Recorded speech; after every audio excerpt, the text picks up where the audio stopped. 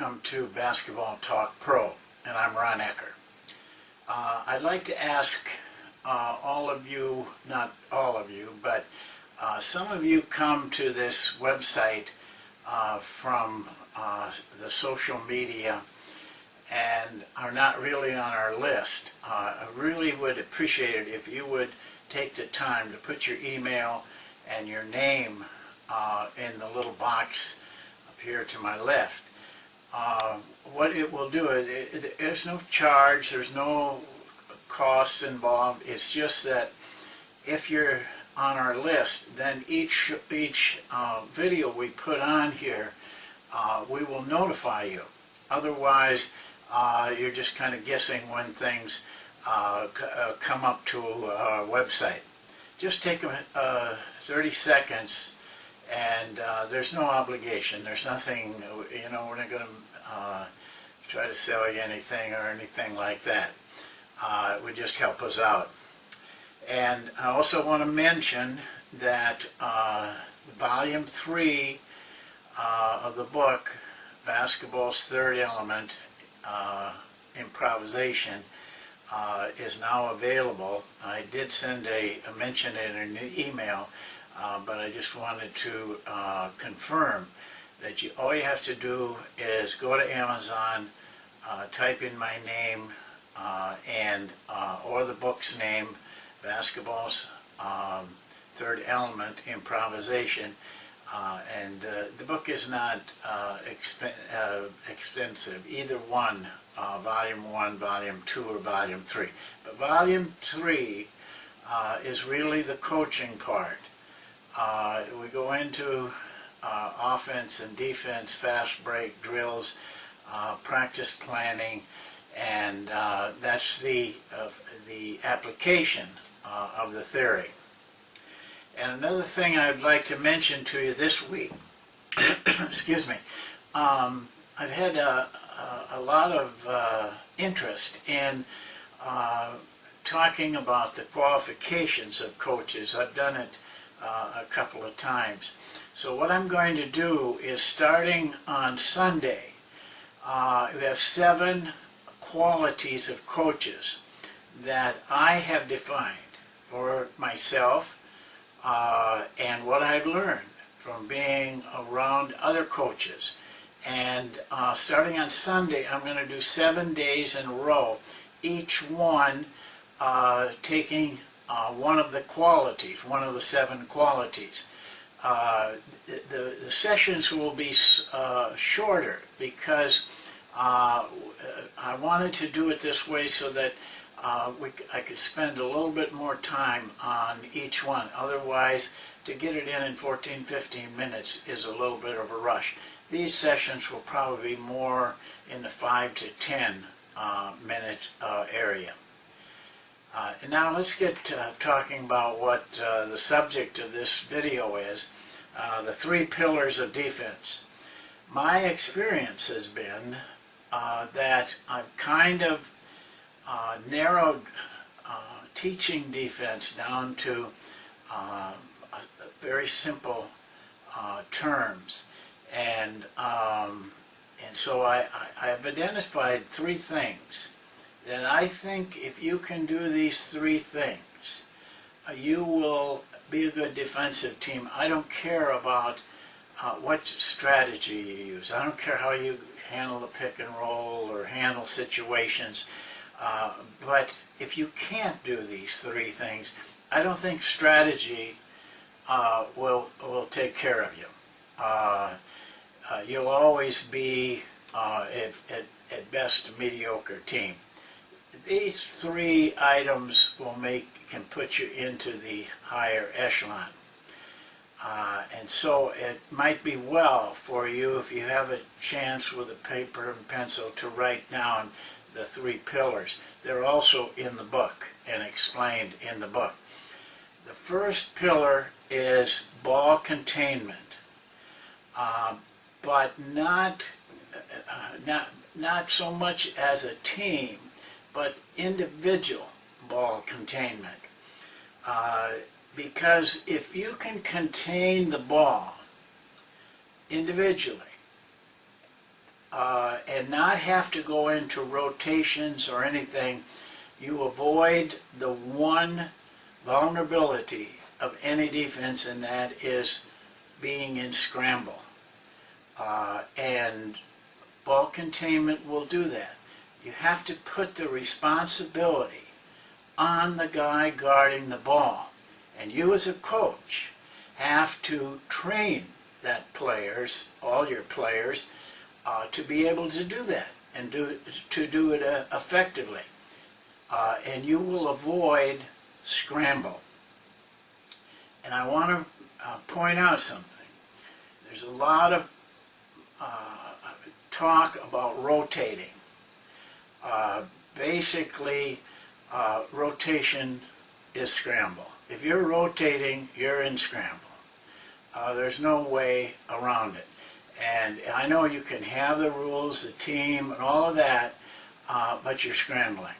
If you really boil it down, you have made a trap for yourself by rotating. Put the emphasis on containing the ball.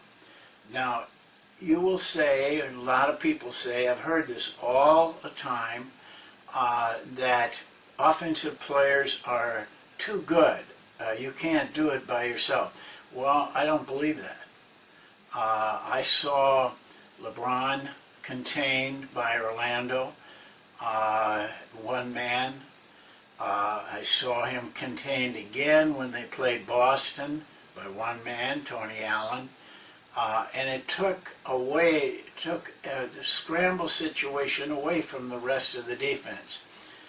If you spend as much time working on defending a player as that player spends on working on driving and penetrating, you'll be just as good as that offensive player. The problem is offensive players are working on it all the time.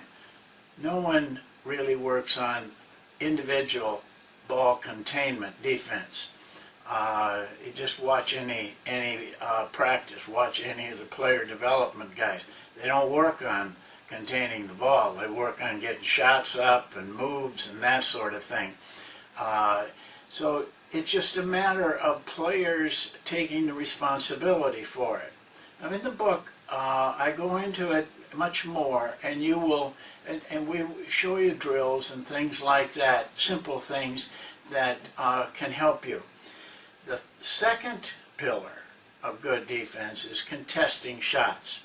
We've shown you, we've talked about it here, and it's in the book, in the NBA, over a lot of samples, will shoot 68% when they're uncontested. And this includes three-point shots. But they only shoot 36% uncontested shots. If you're contesting 70 to 75% of a team's shots, you are going to lower their shooting percentage significantly. And shooting field goal percentage is the key to winning games. This is a major factor, but you need to practice it. I remember one incident, a coach came walking into our meeting and said, you know, we're having trouble on defense, and he made the statement, we've got to start contesting more shots. Then he brought it up to the team and just before practice and talked to them about contesting shots. We got to do a better job. And that was it. No more words were said, no more, and nothing was done. My point here is practice it. Your players will get good at it, and they will lower the team's field goal percentage significantly. Again, in the book, we have one simple drill that I've used for years and years that I know makes a difference, and will show your players and teach your players how to contest shots.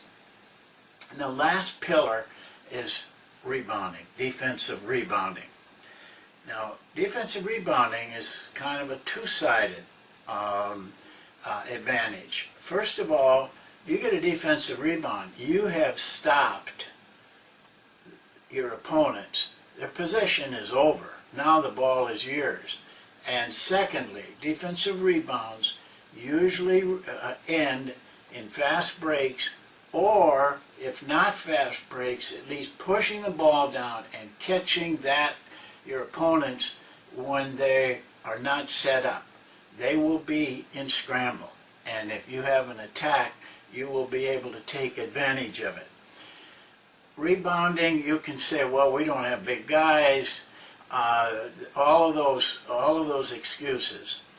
But rebounding by pursuit will make up for all kinds of those problems. I've seen very small teams, I've had small teams that out-rebounded their opponents just because of aggressively pursuing the ball. And in this day and age, especially in the NBA, your opponents are making it easier. For some reason now, opponents would rather fall back than go and get an offensive rebound. So basically, if you're aggressive and alert and willing to pursue the ball, you don't get much competition anymore from the offensive team. And so it's a definite advantage for you to be very aggressive in this area. But it stops your opponent. They don't get any more shots. And that's a major factor, as well as it puts you in a very good, the best offensive position. My feeling is this: if you can do these three things, and it's worked for me, you're going to be a good defensive team. I don't care what else you do. Of course, I'm not talking here. You've got to have plans for the other things teams do and everything. I'm not saying that. I'm just saying that all of those plans break down if you can't do the three things that I just mentioned. You can have a good defensive team. It isn't, you can have players that maybe not are as talented offensively and still win because they can put the right kind of pressure on any offense. So I think if you will work hard at these three things as a coach and stay with it over a period of time and keep enthusiastic about it, you'll see that at the end of the game, not only the score and the field goal percentage will be beneficial to you, but the scoreboard will be also. That's it for this session. This is our 15th session. We will have another one probably on Thursday, and on Sunday we will start our little journey through the personal attributes of coaches that I have learned. Thank you very much. We'll see you in a couple days.